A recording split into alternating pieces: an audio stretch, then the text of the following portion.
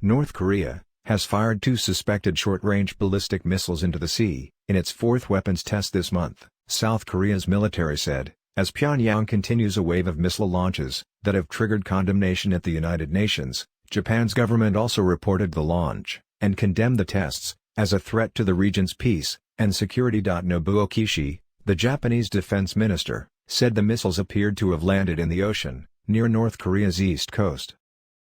It is self-evident that the aim of North Korea's frequent missile launches is to improve their missile technology, he told reporters. The repeated launching of North Korea's ballistic missiles is a grave problem for the international community, including Japan, Kishi added. The United States military's Indo-Pacific Command said it assessed that the launch did not pose an immediate threat to the U.S. or its allies, but these missile launches highlight the destabilizing impact of North Korea's illicit weapons program. North Korea has carried out a series of launches since the start of the year, announcing last week the successful test of a hypersonic weapon. Hypersonic weapons travel faster and are more maneuverable than conventional missiles, and are also being developed by China, Russia, and the United States. Nuclear-armed Pyongyang is banned from testing ballistic weapons by the UN, and denuclearization talks have been stalled since 2019, when a summit between Kim and former U.S. President Donald Trump collapsed over North Korean demands for sanctions relief. The North Korean Foreign Ministry, on Friday, chastised the U.S. for imposing new sanctions in response to the tests, accusing Washington of a confrontational approach. The U.S. is also urging the UN to take firmer action against North Korea over the latest tests. For decades, the Democratic People's Republic of Korea, more commonly known as North Korea, has been one of the world's most secretive countries. Its government doesn't like people from outside the country going there and finding out what's going on. It shares a border with a country called South Korea, and the two countries have not got on with each other. For a long time, a North Korean leader had not stepped foot in South Korea for 65 years, and the leaders of the countries had not met for 10 years, but that changed in April 2018, when North Korean leader Kim Jong-un met with the president of South Korea Moon Jae-in at the border between the two countries. The meeting was a significant moment in modern history. To better understand the relationship between the two countries, we need to look back over the last few decades, at the history of this secretive country. Korea used to be one country, but was divided after the Second World War. It had been ruled by Japan, but when Japan surrendered, forces from the Soviet Union occupied the north of the country, while U.S. forces occupied the south. The Soviets supported a system of rule called communism, while the U.S. was anti-communist. It meant the two sides could not agree on how to unite the country, so it was formally divided into North Korea and South Korea on September 9, 1948. The political differences between the two rival states led to the outbreak of war in 1950, when North Korea invaded South Korea. The war lasted 3 years, but North Korea and South Korea have officially remained at war because a peace treaty was never signed. Since 1948, North Korea has been ruled by 3 men from the same family. Kim Sung was the country's first supreme leader, who was in charge until his death in 1994. Control passed next to his son Kim Jong, who held power for 17 years. In 2011, North Korea announced Kim Jong's son, Kim Jong-un, as its new leader. Around 1 million people gathered in the capital city, Pyongyang, to hear the announcement.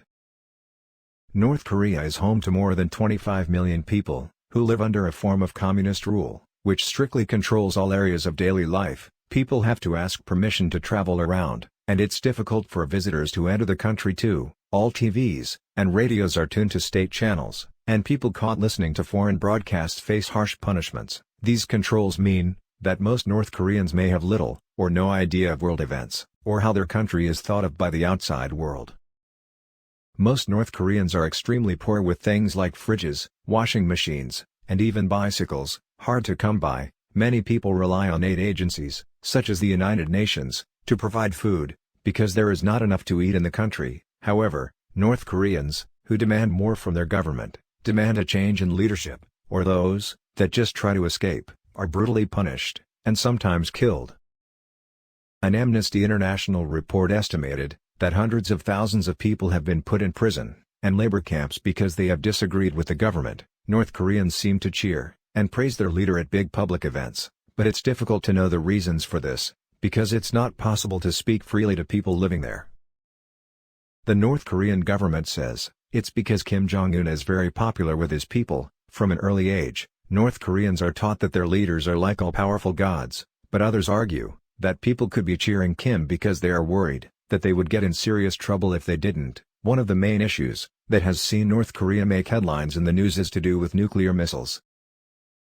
North Korea had been trying to make nuclear missiles, powerful bombs, that can cause devastating damage, which one day might be able to hit targets in the US. It wasn't believed that it was building any missiles that could travel to and strike the UK, which is around 8,400 kilometers away. US President Donald Trump sent warships and submarines to South Korea, a country which America has supported for a long time, to try to get Kim Jong-un to stop his weapon-building plans.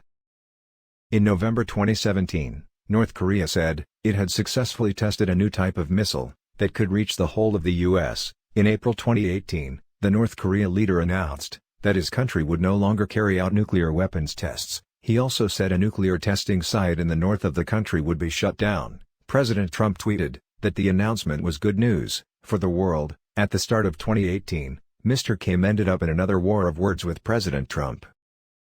Mr. Trump said that he was very much looking forward to meeting him someday. At the same time, efforts were being made by North Korea to start friendlier talks with its neighbor, South Korea. Following this, in April 2018, there was an incredibly historic meeting when the leaders of North and South Korea met at the border between the two countries for the first time in 10 years.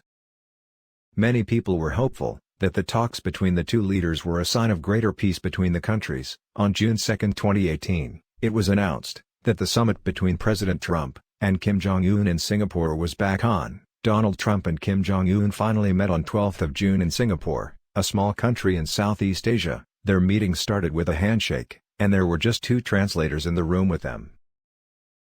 After the two leaders spent around 40 minutes discussing some of the issues between the two countries, they invited all their advisors to join them for lunch. The two countries then agreed a statement about what they wanted to do to improve their relationship. Afterwards, as they both signed the joint statement in front of members of the media, President Trump said, "We've had a really great time together." Kim Jong-un added that the world will see a historic change. In a news conference, Mr. Trump confirmed that he had invited Mr. Kim to the White House, but nothing has been formally arranged. North Korea has continued to test missiles since then, and the two countries still sometimes use unfriendly language and insults to each other. North Korea could have more than 60 nuclear weapons, according to analysts' estimates, and has successfully tested missiles that could strike the United States with a nuclear warhead. It has the world's 4th largest military, with more than 1.2 million personnel, and is believed to possess chemical and biological weapons, despite UN Security Council sanctions and past summits involving North Korea, South Korea, and the United States on denuclearization. Pyongyang continues to test ballistic missiles. Stay tuned for the latest news.